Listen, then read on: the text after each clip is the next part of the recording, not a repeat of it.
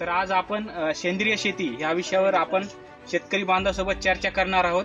तर सेंद्रिय शेती करताना कशा प्रकारे आपण केली गेली पाहिजे याविषयी आपण आज खूप इन डिटेल माहिती बघणार आहोत। जसं की आपण पाहताय इथं या गावातील प्रगतशील शेतकरी जसं की जैविक शेती करणारे आपल्याला मिळाले आहेत।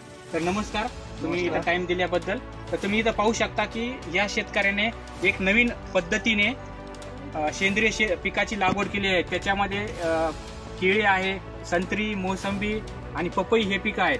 तर नमस्कार, तुमचा वेळ दिल्याबद्दल। तर तुम्ही सेंद्रिय शेती करताना तुम्हाला कोणत्या अडचणी आल्या, त्याच्यानंतर त्याचे कोणते फायदे तुम्हाला भेटले, तर याविषयी तुम्हाला विनंती करतो की आपण त्याविषयी थोडक्यात आपल्या शेतकरी बांधवांना माहिती द्यावी। नमस्कार, माझं नाव प्रमोद ज्ञानेश्वर शिंदे, राहणार शेंदूरजर। धन्यवाद तुमचं। तर आपल्यासोबत दुसरे प्रगतशील शेतकरी पण आहेत। यांचा एक शेतकरी गट आहे। तर या शेतकरी गटामध्ये 20 ते 23 शेतकरी मंडळी आहेत। तर मी यांना विनंती करतो की तुम्ही तुमचा अनुभव, स्पेशली आता ही जी फळबाग आहे ही जैविक पद्धतीने यांनी तयार केलेली आहे, की निंबोळी अर्क, त्याच्यानंतर दशपर्णी अर्क, तरल खत, असे वेगवेगळ्या जर पद्धती आपण अवलंबल्या तर त्याचं भरपूर आपल्याला उत्पन्न भेटेल, फायदा होतो आणि कमी फायदा पण होईल। तर खूप छान प्रकारे तुम्ही माहिती दिली। आणि याच्यामध्ये सगळ्यात वेगळं म्हणजे जैविक मध्ये तुम्ही वेगवेगळे जे फळबाग लावले आहेत, तर वेगवेगळे पिकं, वेगवेगळे जे कीटक आहेत ते वेगवेगळ्या पद्धतीने त्याचे अटॅक करतात। पण आता तुम्ही बघू शकता की ही जी केळी आहेत ऑर्गॅनिक पद्धतीने कशा प्रकारे सेट झाली आहे। त्याच्यानंतर संत्री, मोसंबी पण ऑर्गॅनिक जैविक पद्धतीने त्यांनी लावली आहे। याच्यामध्ये त्यांनी चांगल्या प्रकारे जे वर्मी कंपोस्ट आहे, वर्मी कंपोस्ट, तसेच गांडूळ खत आणि जे कंपोस्ट आहे आपलं जे फार्म यार्ड मॅन्युअर म्हणतो आपण त्याचा खूप चांगल्या प्रकारे यांनी वापर केला आहे। तर खूप चांगल्या प्रकारे जैविक पद्धतीनं ह्या शेतकरी मंडळीनं उत्पादन आणि हे क्रॉप मेंटेन केलं आहे, तुम्ही बघू शकता। आज आपण या ठिकाणी आपले जैविक शेती करणारे जे कृषी मित्र आहेत सगळे ते या शेतामध्ये एकत्रित आलेलो आहोत।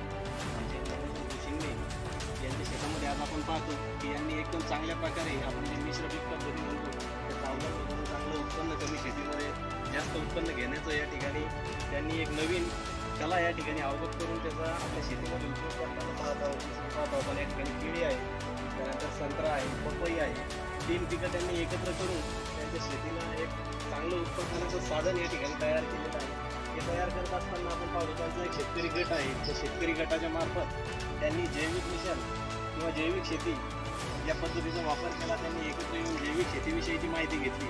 यामध्ये त्यांनी करंज तेल असेल, त्याच्यानंतर कंपोस्ट खत असेल, गांडूळ खत असेल, दशपर्णी अर्क असेल, जीवामृत असेल, अशा बाबींचा वापर केलेला आहे। ट्रायकोडर्मा सुद्धा ते स्वतः तयार करून त्यांच्या शेतामध्ये वापर करतात। आपण पाहतो रासायनिक पद्धतीचा जास्तीत जास्त वापर केल्यामुळं आज शेतीवर होणारा खर्च मोठ्या प्रमाणावर वाढत आहे आणि उत्पन्नाचा जो रेशो आहे तो खाली चाललेला आहे। त्यामुळे शेतकरी हतबल होताना आपण पाहतो। शेतकऱ्याला जर कुठं उभं राहायचं असेल तर एक उत्तम असं उदाहरण आपल्या समोर या ठिकाणी आपल्याला पाहावयास मिळतं की त्यांनी एक आधुनिक पद्धतीचा वापर म्हणता येईल या गोष्टीला, की मिश्र पीक पद्धती, 3 फळपिकं एकत्र घेऊन उत्पन्न वाढवण्याचा प्रयत्न केलेला आहे आणि त्याच्या साथीला उत्पन्न वाढीसाठी जैविक शेतीचा सुद्धा वापर करत आहे।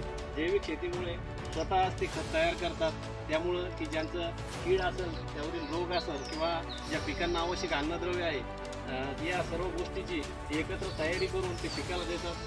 फवारणी असेल किंवा तुम्ही पाहता की ड्रीप केलेला आहे, या ड्रीपच्या माध्यमातून सुद्धा ते तरल खत, त्याच्यानंतर तुमचं तरल तेल असेल हे सोडण्याचं काम करतात आणि निंबोळी अर्क सारख्या फवारण्या यावर ते घेतात की जेणेकरून तुमच्या पिकावर असलेले जे काही कीटक असेल त्यांना नियंत्रण मिळेल आणि अन्नद्रव्यसुद्धा पिकांना मिळेल, ज्यामुळे त्यांचं उत्पादनात वाढ होणार आहे। अशा चांगल्या प्रकारची शेताची पाहणी आपल्याला या ठिकाणी पाहावयास मिळत आहे। खरोखर अभिनंदन करावं असं या शेतकऱ्यांना या ठिकाणी चांगल्या प्रकारे नियोजन केलेलं आहे। जैविक शेतीचा वापर करून उत्पन्न वाढवण्याची एक चांगली संधी कशी असते ती यांच्या माध्यमातून आपल्याला पाहावयास मिळत आहे। त्यांनी या ठिकाणी केलेल्या प्रयोगाबद्दल खरोखर त्यांचं अभिनंदन आणि त्यांच्या पुढील वाटचालीस, पुढील शेतीसाठी या ठिकाणी शुभेच्छा देतो। धन्यवाद। थँक्यू।